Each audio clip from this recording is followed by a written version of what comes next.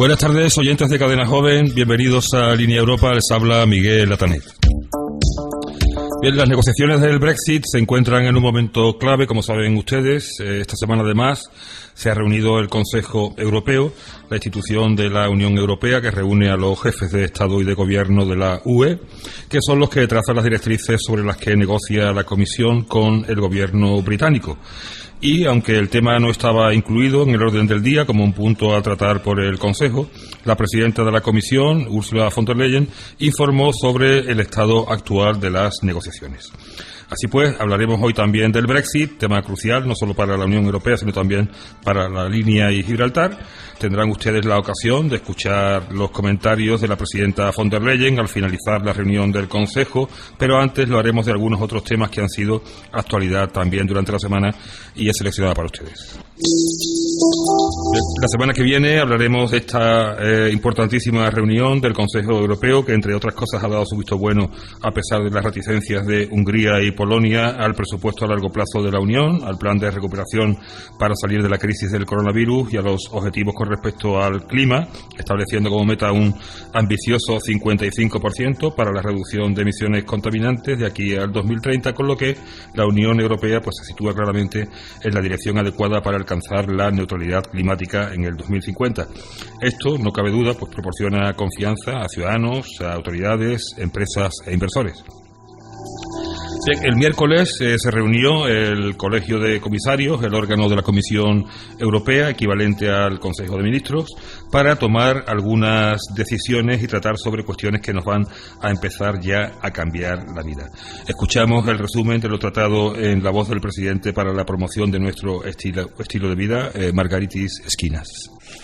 Es día 9 de diciembre y es un placer tener con nosotros al vicepresidente Margaritas Schinas y a la comisaria Johansson para leer lo que se ha adoptado hoy en el Colegio de Comisarios. Adelante. Gracias, Eric, y buenos días a todos. Rápidamente, como solemos hacer, les explico lo que se ha decidido en el colegio antes de entrar en el paquete de seguridad del colegio. También discutió el paquete del Pacto Verde y adoptó el Pacto de Clima Europeo y la Estrategia de Movilidad Inteligente y Sostenible. El vicepresidente Timmermans y la comisaria Vălean estarán aquí más adelante para presentar ambas iniciativas. Como parte de ese paquete del Pacto Verde, también hemos discutido una propuesta para un reglamento sobre la sostenibilidad de las baterías, que pretende cambiar el ciclo de vida de las baterías para velar por que se produzcan con el impacto medioambiental más bajo que sea posible. Vicepresidente Šefčovič, comisario Breton, comisario Sinkevičius también van a presentar esta iniciativa mañana por la mañana, aquí en la sala de conferencias de sala de prensa.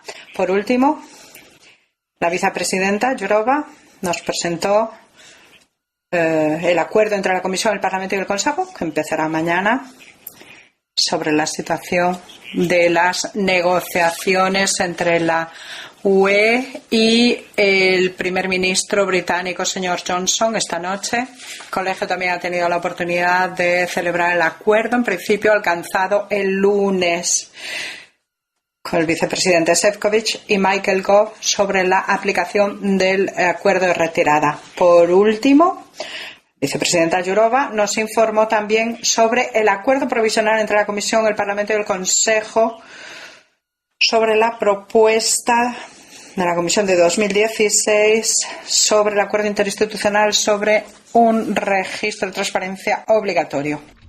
Tanto el vicepresidente Schinas como la comisaria de Interior, Eva Johansson, abordaron durante la conferencia de prensa un informe sobre seguridad de la Unión Europea elaborado por la Comisión y otros asuntos relacionados con terrorismo y Europol. Siguiendo el orden de sus intervenciones, escuchamos primero al vicepresidente Schinas y luego a continuación a la comisaria de Interior, Eva Johansson. Este es el contenido, entonces, de lo que se ha tratado en el colegio, en la reunión del colegio, y rápidamente pasamos al paquete de seguridad, puesto que no tenemos mucho tiempo. Antes de que la comisaria nos explique un poquito más, me gustaría recordarles que el 23 de julio presentamos nuestra Estrategia de Seguridad de la Unión, un documento clave para la estrategia de las políticas de seguridad dentro de esta comisión, la Comisión Van der Leyen. Y en ese momento dijimos que íbamos a tener una casa con un único tejado, pero con un montón de habitaciones o cámaras que habría que ir creando durante su mandato. Y hoy la comisaria Johansson y yo mismo vamos a presentarles una de esas primeras cámaras o habitaciones que estamos construyendo en esta casa, en este paquete que consta de 3 componentes principales. Uno, un programa de lucha contra el terrorismo reforzado. Segundo componente, el informe de progreso sobre la seguridad en la Unión. Y el tercero, la revisión del mandato de Europol. Estas son las 3 patas de este paquete y ahora rápidamente les paso revista a los 2 primeros. El de Europol, la comisaria nos lo explicará con más detalle. Ahora, sobre el programa contra el terrorismo, tenemos ahí 2 vertientes de trabajo, 2 ejes de trabajo que hemos identificado y en el que vamos a participar plenamente. Primero, la radicalización. En fin, no les descubro nada nuevo si les digo que la radicalización no es la lucha contra la radicalización no es una panacea, es también una ecuación con muchísimas incógnitas. Pero lo que es importante es asegurarse de que en todas nuestras políticas defendemos nuestro modelo, defendemos nuestros sistemas, defendemos la universalidad de nuestros valores y hacerlo. Hace 10 días presentamos, lo recordarán, el plan de acción de integración e inclusión para que nadie se cuele por la malla, digamos, por la red, que protegemos realmente a las personas más vulnerables para que no sean presa de los terroristas. Este es un tipo de trabajo que vamos a seguir. Igualmente importante lo que necesitamos hacer ahora en línea, en el mundo virtual, no solo los foros de Internet, código de conducta contra el terrorismo, otras iniciativas, sino que próximamente vamos a crear el Acto Único de Servicios Digitales, que será la forma, el método para meternos en ese mundo. Una iniciativa importantísima que va a aparecer en este diciembre tan marcado por los temas de seguridad. Sobre el tema de la radicalización, les seré muy franco. El estilo de vida europeo por el que luchamos no es una cosa optativa. Estamos determinados en defender este modelo y, aunque evidentemente queremos estar abiertos y ofrecer a todo el mundo pues que vengan a este clima de resiliencia y de firmeza, pues al mismo tiempo queremos evitar a toda costa que entren aquellos que quieren destrozarlo. Un par de cosas también sobre la agenda antiterrorismo, espacios públicos, reducir la vulnerabilidad en los espacios públicos, que son una diana privilegiada para los terroristas, es una auténtica prioridad. Y esos lugares públicos deben seguir siendo lugares donde nos sentimos cómodos para reunirnos, para hablar, para encontrarnos unos con otros. Por esta razón, en este paquete de seguridad de hoy, pues estamos pensando en una planificación urbana centrada en la seguridad. Tenemos ejemplos muy adecuados para todo esto, como la ciudad de Niza, que presenta un modelo perfectamente pertinente, con ese paseo, la avenida de las Palmeras, que son decorativas, pero también medidas de seguridad. Estamos previendo medidas de financiación para poder apoyar y financiar medidas de este tipo, medidas análogas. Además, tenemos que invertir en proyectos que permitan explotar el potencial de seguridad de las nuevas tecnologías, que puedan ayudarnos a identificar objetos como equipajes abandonados, bolsas abandonadas, comportamientos sospechosos, y sabemos a la perfección que por lo que se refiere a los espacios públicos, la respuesta, claro está, tiene que ser local. Y por eso en este trabajo vamos a proponer un compromiso europeo en temas de seguridad y de resiliencia urbana que va a definir los principios y objetivos fundamentales para que las autoridades para ejercer por las autoridades locales en estos ámbitos y para trabajar en cooperación con ellos. Un último comentario sobre los espacios públicos. La próxima semana vamos a presentar otro paquete igualmente importante para proteger nuestras infraestructuras críticas, que son esenciales para el funcionamiento de nuestras sociedades y de nuestra economía. La semana próxima, entonces, una vez más nos veremos aquí las caras porque les presentaremos nuevas iniciativas en los servicios de las infraestructuras críticas, como por ejemplo plataformas de transporte, estaciones de energía, infraestructuras de salud, de sanidad, instalaciones de tratamiento de aguas. Hay que invertir, hay que construir, hay que protegerse, hay que prever cosas. Sobre el mandato Europol solo les diré una cosa. Y este es el momento de la acción, porque Europol le está haciendo un trabajo excelente, pero ahora les damos más posibilidades para pasar de este modelo clásico de cooperación policía entre policías. Pasamos, por tanto, a un nuevo mandato, dándole un mayor papel a los actores privados, trabajar con Big Data, con todas estas nuevas estructuras. Pero bueno, mi compañera, la comisaria, nos explicará un poquito más de todo esto. Un último punto sobre el informe de seguridad de la Unión. La última edición, hace meses, con la comisión anterior, y el primero bajo esta comisión se presenta hoy, junto con este paquete. Pues ahí les seré muy franco también. El objetivo de este documento es decirle a todo el mundo que la Unión, la Comisión, no empezamos de cero en políticas de seguridad. Ya hemos hecho muchísimo. Lo verán en este informe. Se rinde cuentas de todas las buenas cosas que hemos hecho ya. Por ejemplo, interoperabilidad de las bases de datos que nos permite conectar todos los puntos esenciales para la protección de fronteras, las normas sobre blanqueo de dinero, financiación ilegal, armas de fuego, la creación de las células antiterrorismo, la caja de herramientas 5G. Todas esas cosas ya se han presentado, ya se han identificado y ya se han presentado. Pero no todas de ellas se están aplicando ya. De manera que aprovecho esta oportunidad para recordarle a todo el mundo que una aplicación decente de todas las medidas acordadas a nivel europeo, a nivel nacional también, es imprescindible. No podemos perder ni un minuto más.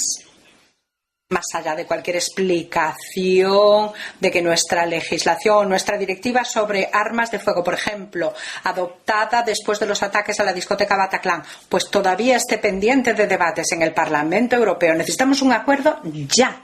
Necesitamos una solución ya. No podemos permitir que Internet se transforme en un espacio de terrorismo rampante. Y 3/4 de lo mismo por lo que se refiere a la aplicación de la legislación sobre armas de fuego.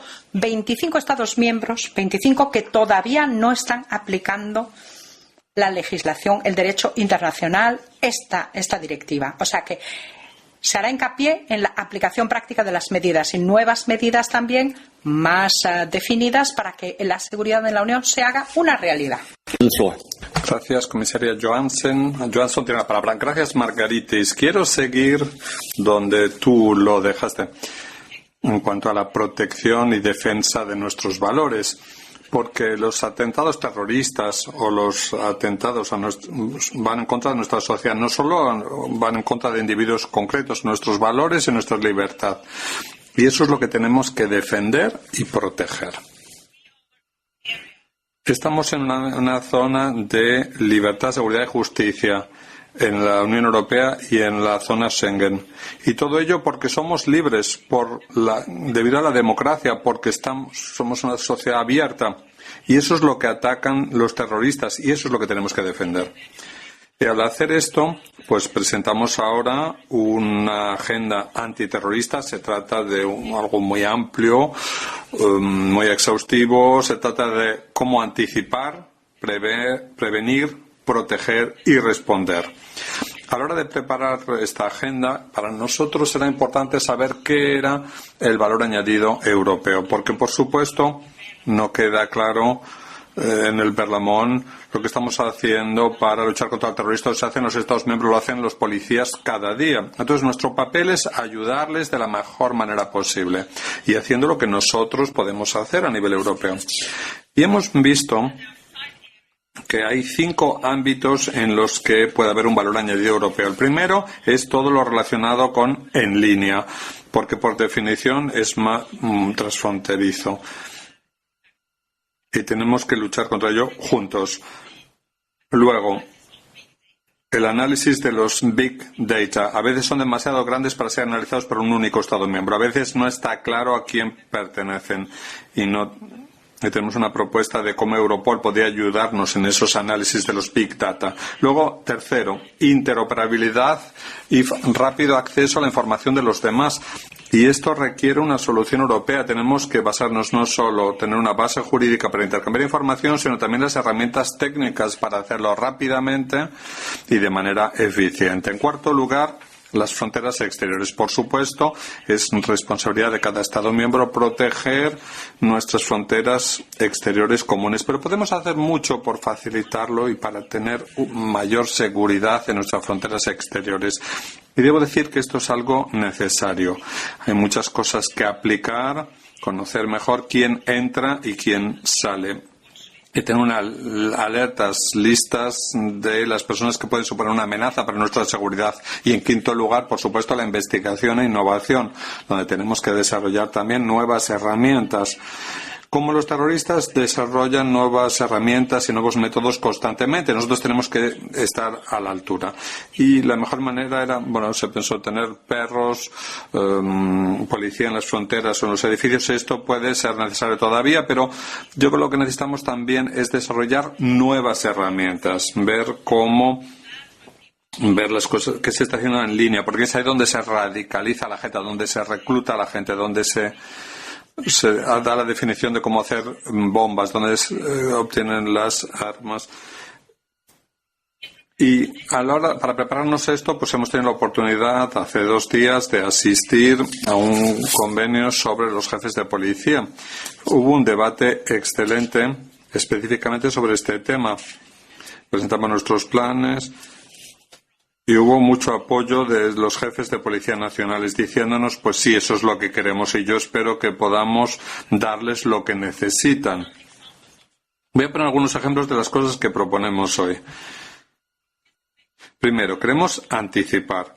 Ahora proponemos ayudar a los Estados miembros con asesores de seguridad protectiva, como decía Mark Gritis, por ejemplo, con una seguridad a la carta para evitar los resultados terribles de un atentado, por ejemplo, pero también deberíamos tener inteligencia estratégica en el ciclo político para prevenir, como decía Mark Gritis, pues el contenido en línea. Es urgente que tengamos la posibilidad de que un Estado miembro pueda hacer una petición directa de eliminar el contenido terrorista en como máximo 1 hora. Y mañana voy a ir al trílogo y soy optimista. Hemos dedicado mucha energía en estos trílogos y en las negociaciones, pero yo creo que estamos cerca de llegar a un acuerdo. En fin, cruzo los dedos, pero creo que lo conseguiremos antes de Navidades. ¿Por qué es tan importante? Bueno, voy a poner un ejemplo. En un día, en julio, Europol tuvo un día para retirar contenido en línea con los Estados miembros juntos en La Haya. Y en un día retiraron más de 2.000 páginas web con contenido terrorista, donde se podía aprender cómo hacer bombas, cómo llevar a cabo atentados como individuo o en un grupo, donde se aprendía cómo a no ser detectado, etcétera. Y todo este tipo de cosas que tenemos que eliminar de Internet. Y la prevención de la radicalización, creo que podemos hacer más cosas aquí. Las ciudades ya están haciendo muchas cosas a la hora de proteger los ámbitos, sus zonas, pero también para prevenir la radicalización. Ahora proponemos una red mejor, que haya más expertos y más fondos. Pero también sabemos que mucha radicalización se hace en las cárceles. Muchos de estos miembros tienen programas de desradicalización, pero funcionan. Pues tenemos que descubrirlo y tenemos que ver cuáles son los mejores expertos, las mejores experiencias. Tenemos que evaluar lo que funciona, lo que no y cómo permitir a los Estados miembros que adapten los programas teniendo en cuenta los mejores métodos. Luego quiero decir algo sobre las fronteras exteriores. Hoy, si una persona viene de un país sin visados a la Unión Europea, por ejemplo, pues no podemos expulsar a esta persona, no podemos controlar a esta persona antes de que esté en las fronteras y ver en el sistema SIS, en el sistema de información de Schengen. Ahora lo que estamos trabajando es con el sistema ETIAS. Es un sistema que todos los que quieran entrar a Europa o la zona Schengen tienen que solicitarlo anticipadamente. Así podemos controlar a esta persona sobre la base de una lista de control para ver si esa persona supone una amenaza para nuestra seguridad y actuar en consecuencia. Yo creo que esto es un ejemplo de cómo deberíamos proteger mejor nuestras fronteras exteriores. Y por último quiero decir algo sobre Europol. Europol es la columna vertebral de la cooperación policial y ahora proponemos un mandato más firme para Europol junto con mayores salvaguardias y más medidas de control de Europol para que puedan intercambiar información, analizar Big Data y tener más recursos para ayudar a los Estados miembros. También queremos proponer recursos para aplicar lo que ya proponemos aquí. Proponemos 160 personas más en Europol para que trabajen en este tema para aplicar la agenda que proponemos. Proponemos un nuevo coordinador antiterrorista junto con un equipo pequeño para que se despliegue y para aplicar esta agenda y para trabajar junto con otros. Bien, en otro orden de cosas, en el marco del Pacto Verde Europeo, el Colegio de Comisarios aprobó también el Pacto por el Clima, la estrategia de movilidad inteligente y sostenible, y discutió un reglamento para la sostenibilidad de las baterías, todas las baterías, desde las de los coches hasta las de los mandos a distancia de los televisores y las de los teléfonos móviles. Escuchamos al vicepresidente ejecutivo de la Comisión, Frans Timmermans, responsable del Pacto Verde Europeo, y a la comisaria de Transporte, Adina Vălean, hablando sobre el Pacto Europeo por el Clima y la nueva estrategia de la Comisión para un transporte sostenible. Yo creo que lo que vamos a presentar Adina y yo hoy tiene gran importancia para el futuro de nuestro continente. También pienso que es de importancia inminente, porque los debates que van a tener el Consejo Europeo pues discutirán las metas de clima de 2030. Y para poder alcanzar esas metas, pues necesitamos la estrategia de movilidad inteligente y sostenible y necesitamos el pacto climático para que todo el mundo participe en esas iniciativas.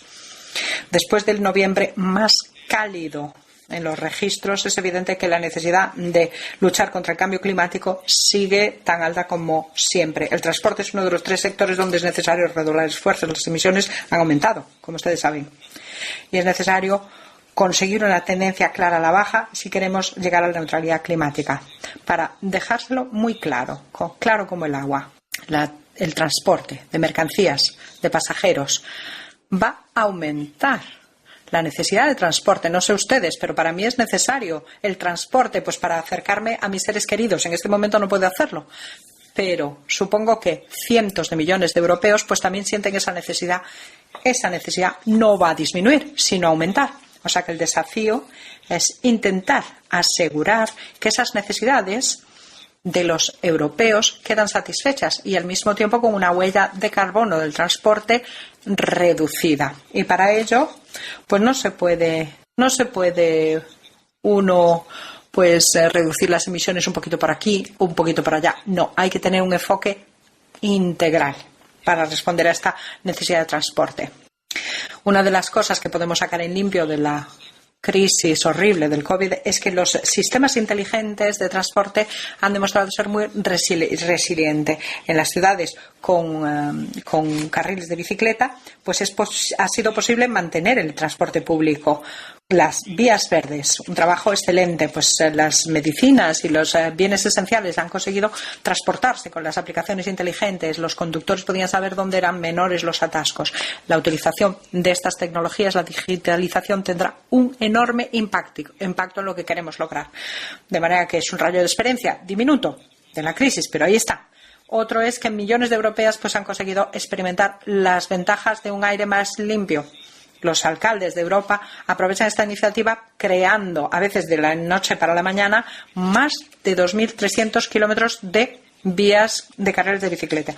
Los ciudadanos también experimentan que los transportes son más limpios, porque la movilidad cero, emisiones cero, pues supone un aire más limpio para todas nuestras ciudades, aire limpio. Todo el tiempo, no solo durante el confinamiento. La estrategia de hoy determina la movilidad del futuro en 3 maneras. Cada opción será más limpio. Vamos a cambiar la forma en que se transportan las personas y las mercancías y vamos a combinar diferentes modalidades de transporte en un único viaje.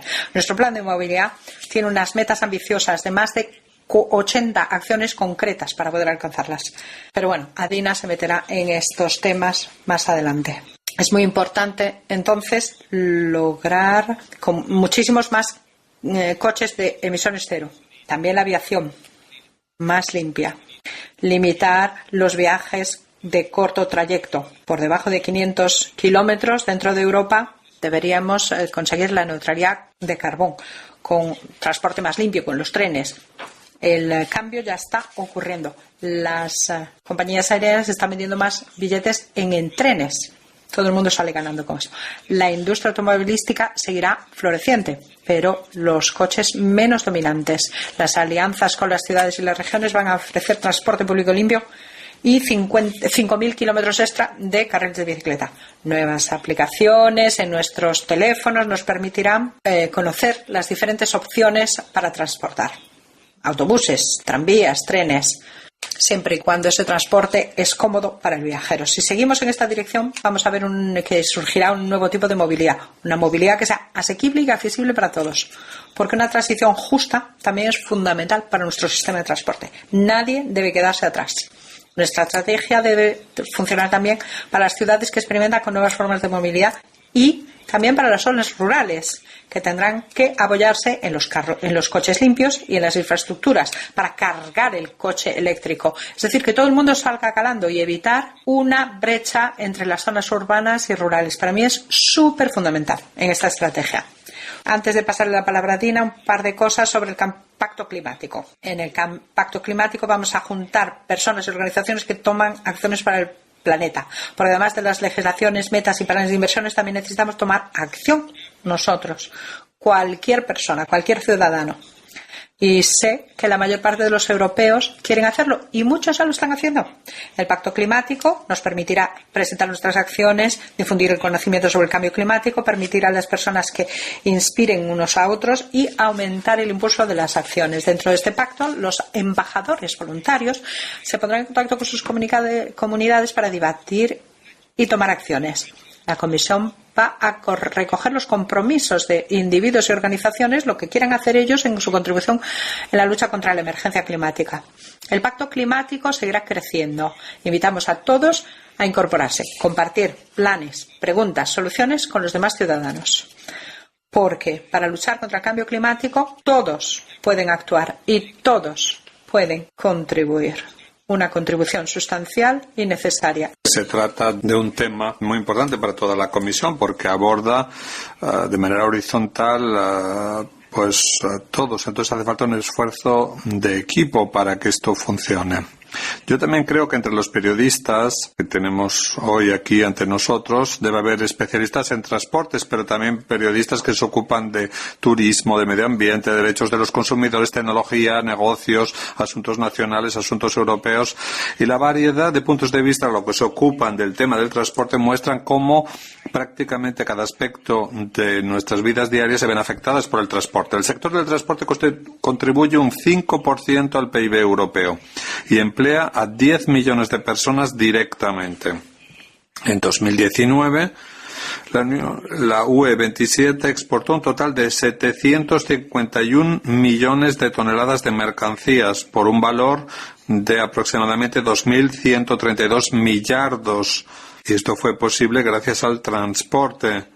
A nivel individual, el transporte tiene en cuenta las necesidades de movilidad de unos 450 millones de personas de la UE 27. Es la segunda partida de gasto en las familias. En 2018, los ciudadanos de la Unión Europea viajaron casi 5.916 millardos de kilómetros pasajeros. En 2019, unos 8 millardos de pasajeros viajaron en en las redes de transporte por ferrocarril y casi 1.000 millones de personas viajaron a través de los aeropuertos de la Unión Europea.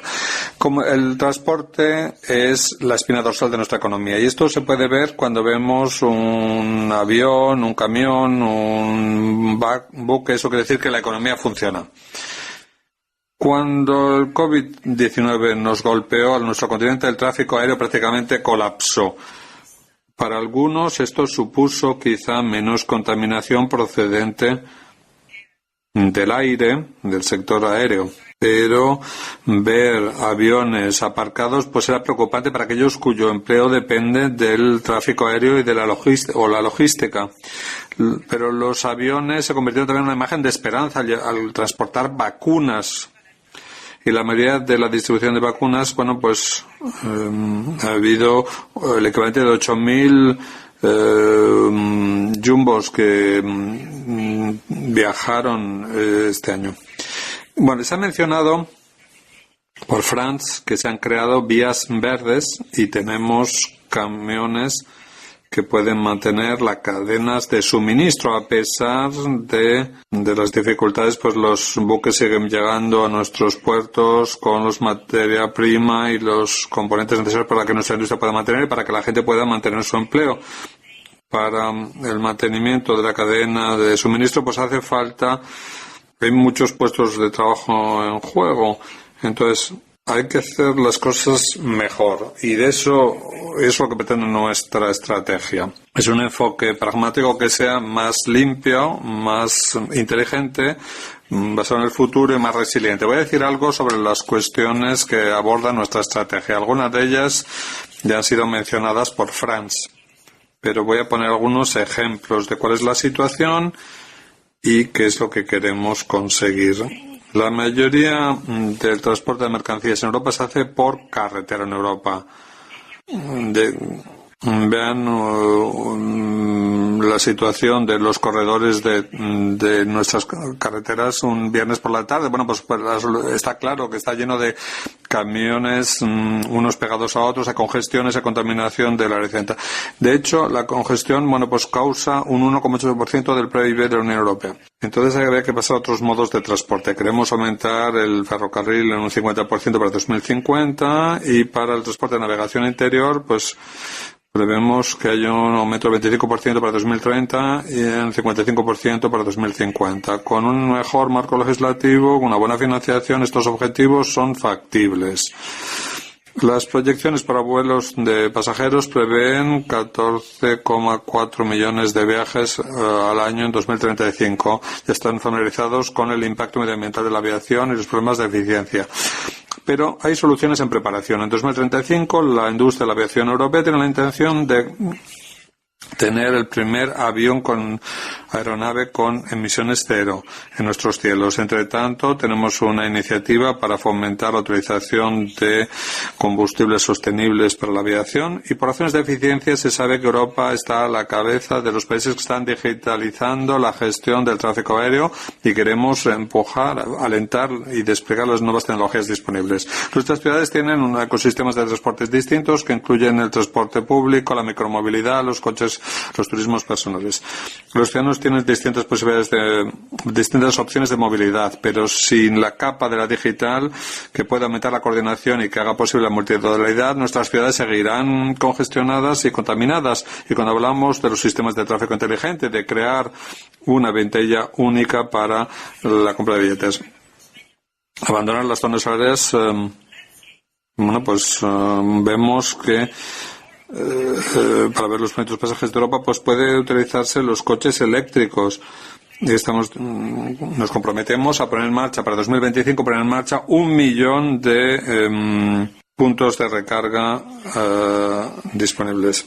La estrategia pues llega en un momento en que hace falta cambiar las cosas. El cambio debería ofrecer perspectivas a la industria europea para crear trabajos de calidad y mostrar liderazgo global. Quiero dejar claro al final que todos los modos de transporte son importantes en nuestro sistema de transporte para conectar nuestras ciudades, pueblos e islas y van a seguir ahí.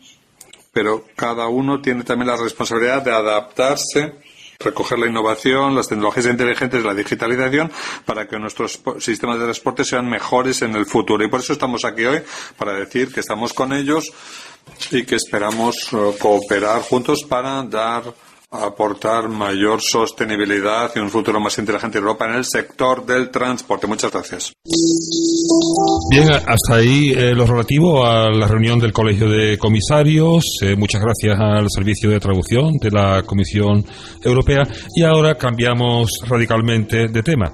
Ayer jueves, como cada 10 de diciembre, se celebró el Día Internacional de los Derechos Humanos, coincidiendo en esta ocasión con el 72 aniversario de la Declaración Universal. Un documento histórico adoptado en 1948 por la Asamblea General de Naciones Unidas para proclamar los derechos inalienables que corresponden a toda persona como ser humano, independientemente de su raza, color, religión, sexo, idioma, opinión política o de otra índole, origen nacional o social, posición económica, nacimiento o cualquier otra condición. El documento está disponible en más de 500 lenguas y es el documento que más se ha traducido en todo el mundo. Con tal motivo, la Oficina del Parlamento Europeo en España dedicó su espacio de comunicación Terraza Europa a examinar los derechos humanos en la Unión Europea, en un evento en el que participaron el eurodiputado Juan Fernando López Aguilar, presidente de la Comisión de Libertades Civiles, Justicias y Asuntos de Interior del Parlamento Europeo, y Eva Suárez Llanos, directora adjunta de la sección española de Amnistía Internacional. Les ofrecemos a continuación el preámbulo y el artículo 1 de la Declaración Universal de Derechos Humanos y algunas de las reflexiones del eurodiputado López Aguilar y de Eva Suárez Llanos. Declaración Universal de Derechos Humanos. Preámbulo. Considerando que la libertad, la justicia y la paz en el mundo tienen por base el reconocimiento de la dignidad intrínseca y de los derechos iguales e inalienables de todos los miembros de la familia humana, considerando que el desconocimiento y el menosprecio de los derechos humanos han originado actos de barbarie ultrajantes para la conciencia de la humanidad, y que se ha proclamado como la aspiración más elevada del hombre, el advenimiento de un mundo en que los seres humanos, liberados del temor y de la miseria, disfruten de la libertad de palabra y de la libertad de creencias, considerando esencial que los derechos humanos sean protegidos por un régimen de derecho, a fin de que el hombre no se vea compelido al supremo recurso de la rebelión contra la tiranía y la opresión, considerando también esencial promover el desarrollo de relaciones amistosas entre las naciones, considerando que los pueblos de las Naciones Unidas han reafirmado en la Carta su fe en los derechos fundamentales del hombre, en la dignidad y el valor de la persona humana y en la igualdad de derechos de hombres y mujeres, y se han declarado resueltos a promover el progreso social y a elevar el nivel de vida dentro de un concepto más amplio de la libertad, considerando que los Estados miembros se han comprometido a asegurar en cooperación con la Organización de las Naciones Unidas el respeto universal y efectivo a los derechos y libertades fundamentales del hombre, y considerando que una concepción común de estos derechos y libertades es de la mayor importancia para el pleno cumplimiento de dicho compromiso, la Asamblea General proclama la presente Declaración Universal de Derechos Humanos como ideal común por el que todos los pueblos y naciones deben esforzarse a fin de que tanto los individuos como las instituciones, inspirándose constantemente en ella, promuevan, mediante la enseñanza y la educación, el respeto a estos derechos y libertades, y aseguren, por medidas progresivas de carácter nacional e internacional, su reconocimiento y aplicación universales y efectivos, tanto entre los pueblos de los Estados miembros como entre los de los territorios colocados bajo su jurisdicción. Artículo 1. Todos los seres humanos nacen libres e iguales en dignidad y derechos, y dotados como están de razón y conciencia, deben comportarse fraternalmente los unos con los otros.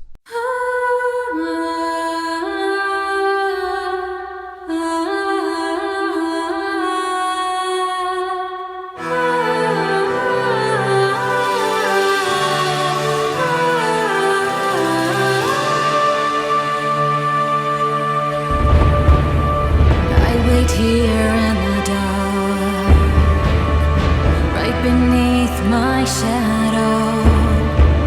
Clock keeps ticking along, raging in the silence.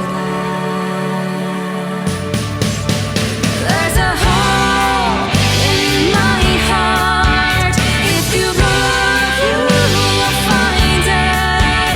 Light shines bright in the dark. Bring that sunlight upon me. Y esa Declaración Universal de los Derechos Humanos tiene una cita permanente con la historia de Europa, con Europa como civilización y, por supuesto, con Europa como proceso de construcción y como unión, regida y fundada y limitada en el derecho.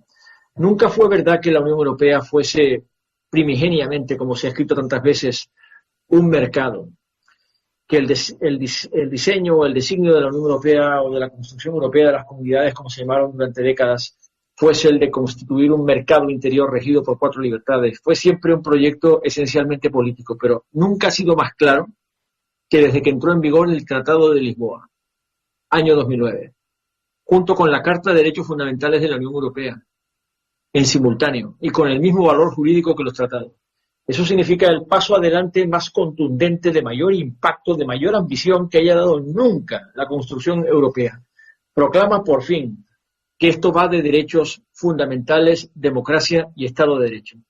Que en ningún caso se limita ni al mercado interior, ni a las reglas de la competencia, ni tampoco siquiera a la moneda única, que por cierto no comparten todos los Estados miembros.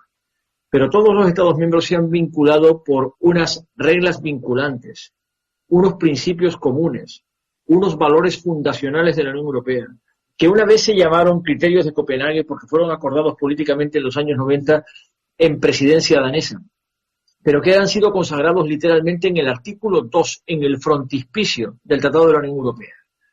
Son los valores del Estado de Derecho, es decir, un Estado fundado, regido y limitado por el derecho, un Estado constitucional de derecho que garantiza el imperio de la ley, un Estado que protege los derechos fundamentales por un poder judicial independiente en una arquitectura constitucional de separación de poderes y que además promueve el pluralismo político y la protección de las minorías, diciendo por tanto a las bravas y de manera clara que la democracia en Europa no consiste solo en gobernar con mayoría, ni mucho menos se limita ni se confina al gobierno por mayoría, sino que exige a la mayoría respetar a la minoría para que la minoría tenga la oportunidad de ser mayoría mañana, pero sobre todo le exige respetar los derechos fundamentales inviolables de la persona. La Carta de los Derechos Fundamentales de la Unión Europea entra en vigor al mismo tiempo que el Tratado de Lisboa, con el mismo valor jurídico que los tratados. Esto significa el paso adelante constitucional de mayor envergadura que haya dado nunca la Unión Europea. De modo que desde entonces decimos con claridad que la Unión Europea es sobre todo una unión en valores, vinculada por el derecho, regida por el derecho y comprometida con los derechos fundamentales. Y sucede que el momento que el Tratado de Lisboa y la Carta de Derechos Fundamentales de la Unión Europea entran en vigor, la Unión Europea se sumerge en una crisis muy profunda, porque ha ido encadenando episodios de crisis. La gran recesión, la deuda soberana, la mal llamada crisis de los refugiados, la emergencia ascendiente de los llamados regímenes iliberales en la Unión Europea, el Brexit, el portazo de un Estado que llevaba 45 años con nosotros y se va definitivamente este 31 de diciembre con acuerdo o sin él, el Reino Unido, y finalmente el corolario de la pandemia, que nos ha enseñado que ni la democracia, ni los derechos fundamentales, ni siquiera el Estado de Derecho pueden tomarse nunca por sentados. They cannot be taken for granted. Never. Por el contrario, son flores frágiles, hay que regarlas a diario y hay que vigilar muy de cerca que una vez que se es parte del club, una vez que se ha entrado a la Unión Europea, el compromiso que se firmó al ratificar los tratados para ser parte de la Unión permanece y por tanto sigue siendo vinculante. Hemos tenido que ponerlo de manifiesto en algunos casos muy flagrantes, el de los llamados regímenes iliberales, a la cabeza de los cuales Hungría y Polonia, en un retroceso constitucional alarmante, una acumulación de reformas constitucionales ilegales impuestas al rodillo exclusivo y excluyente de sus mayorías absolutas de gobierno, sin contar con nadie más, por procedimientos expeditivos, sin admitir enmiendas, en un tiempo récord que le han dado la vuelta prácticamente hasta volverlo del revés a sus órdenes constitucionales sin dejar títere con cabeza. De eso han ido en estos últimos años las mayorías absolutas gobernantes en Hungría y en Polonia. Y por eso hemos tenido que poner de manifiesto nada menos que por 2/3 del Parlamento Europeo, con un procedimiento iniciado en la comisión que presido, la Comisión de Libertades, Derechos Fundamentales, Justicia e Interior, que es la que se ocupa precisamente del debate sobre los derechos fundamentales y el Estado de Derecho y la democracia en la Unión Europea, activando el procedimiento sancionatorio contemplado en el artículo 7.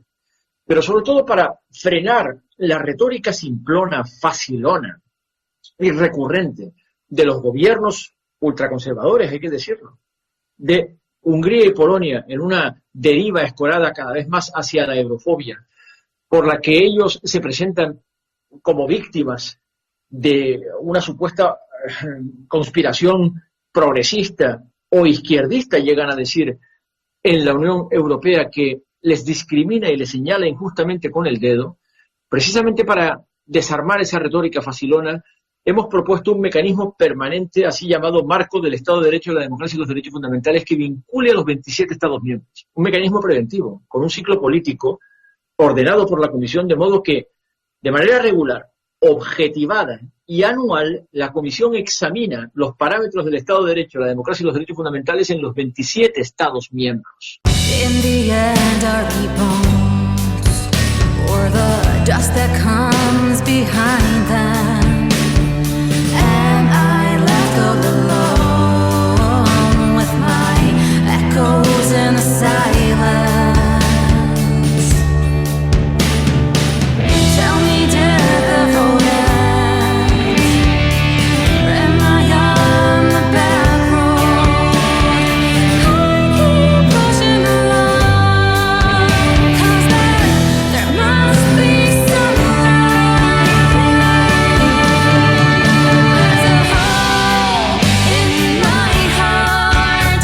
If you look, you will find it. Light shines bright and dark. Bring back sunlight upon me. Bring back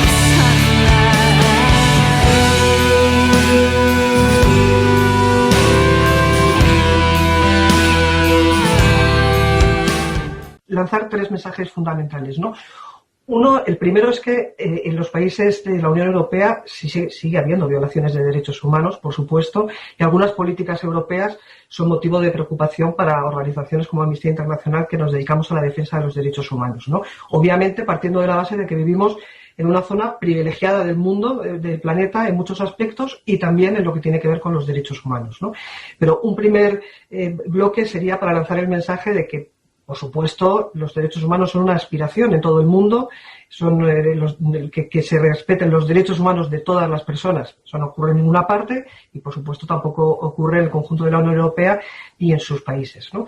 Dicho eso, el segundo mensaje que me gustaría lanzar es acerca del importante papel que tiene la Unión Europea y que ha estado resaltando Juan Fernando como actor en la defensa de los derechos humanos y como actor en la defensa de los derechos humanos en todo el mundo, ¿no? Y de ahí la importancia, para evitar dudas sobre la legitimidad de ese papel, que nos dice la Unión Europea a los de fuera, si en el interior tiene sus propios problemas. Bueno, para atacar esas dudas, para evitar dudas sobre la legitimidad de la Unión Europea, precisamente por eso hay que abordar los derechos humanos que se producen en su interior, que pueden derivarse de sus políticas, ¿no? Y el tercer mensaje inevitablemente tiene que ver con este contexto de crisis actual, así lo vemos desde Amnistía Internacional, que tiene que ver con la situación que está viviendo la Unión y que mencionaba Juan Fernando, sobre el deterioro vertiginoso del Estado de Derecho que venimos presenciando en algunos países, y ninguna sorpresa es que citaré específicamente a Polonia y a Hungría, ¿no? Respecto al primer mensaje, ¿qué pasa con los derechos humanos en Europa? Pues en los países de la Unión Europea, pues como decía, como en cualquier lugar del mundo, pues sigue habiendo abusos y violaciones de derechos humanos, ¿no? En Europa, por repasar la situación de algunas de las áreas en las que más trabaja Amnistía Internacional y algunos países, pues por ejemplo, si hablamos de violencia de género, pues está claro que es un ideal que todas las mujeres en la Unión Europea están libres de violencia de género. En concreto, en violencia sexual, que es un ámbito de trabajo que hemos abordado con intensidad, Los datos de las encuestas sobre la Unión Europea hablan de que 1 de cada 20 mujeres mayores de 15 años ha sido violada, o 1 de cada 10 ha sufrido algún tipo de violencia sexual, y todo esto mientras, por ejemplo, en la legislación de la mayoría de los países europeos la definición de violación sigue ligada a criterios de fuerza, que es algo contrario a las normas del derecho internacional, ¿no?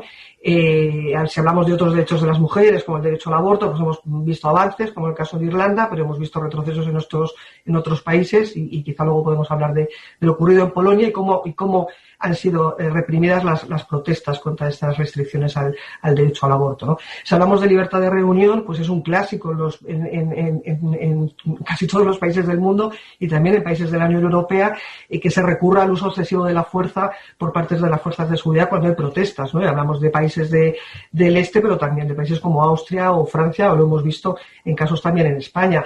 Si hablamos de libertad de expresión, pues tampoco la Unión Europea es perfecta. Tenemos países en que hay periodistas que investigan casos de corrupción o casos de delincuencia organizada que son víctimas de campañas de desprestigio. O tenemos incluso países que se jactan de ser adalides de la libertad de expresión como Francia, con legislaciones tan amenazantes para la libertad de expresión como la que ha permitido al gobierno francés hace pocos días anunciar el cierre de una organización que lucha contra la discriminación de las personas musulmanas, hacerlo sin aportar pruebas que puedan justificar los motivos por los que se toma la decisión de disolver esta organización, y eso es una amenaza también a la libertad de expresión que ocurre en Europa, ¿no? Un último ejemplo, quizá, la situación de quienes defienden los derechos humanos en Europa. Esto ha sido muy preocupante en los últimos años, lo que hemos venido llamando la criminalización de la solidaridad. Lo hemos visto en multitud, lo hemos documentado en al menos 8 países y no documentamos todo lo que ocurre, ¿no?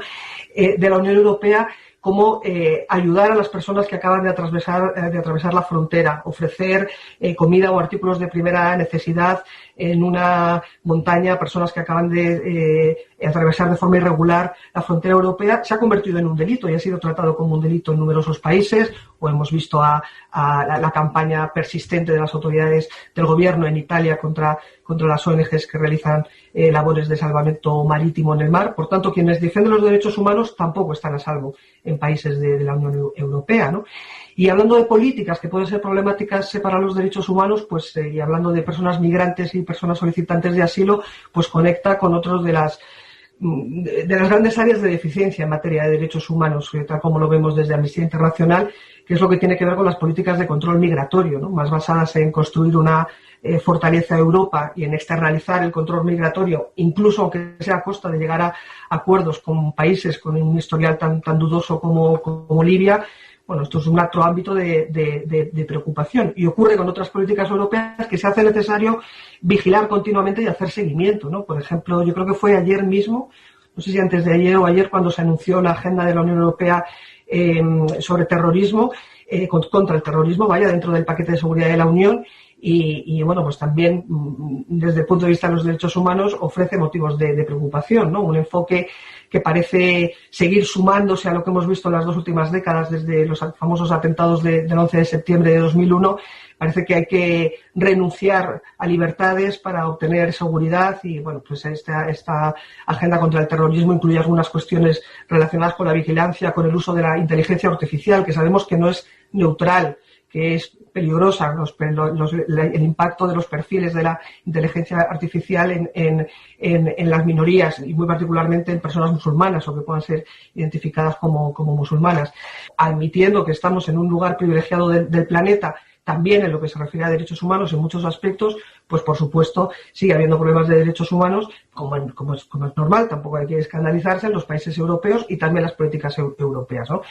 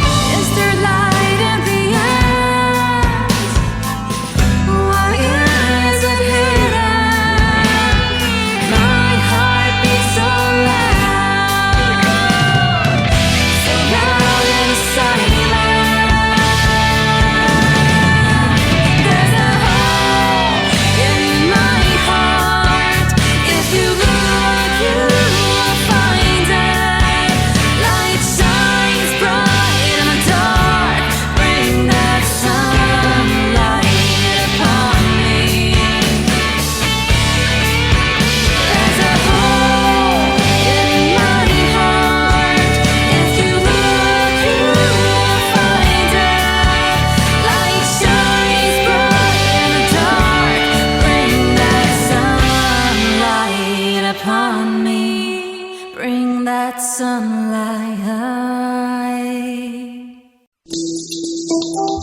Bien, en el argot de la Unión Europea, las referencias a los derechos humanos pues se convierten en referencias a derechos fundamentales. O sea, derechos fundamentales es lo mismo que derechos humanos, solamente que bueno, es la expresión que se utiliza en el ámbito de las instituciones comunitarias.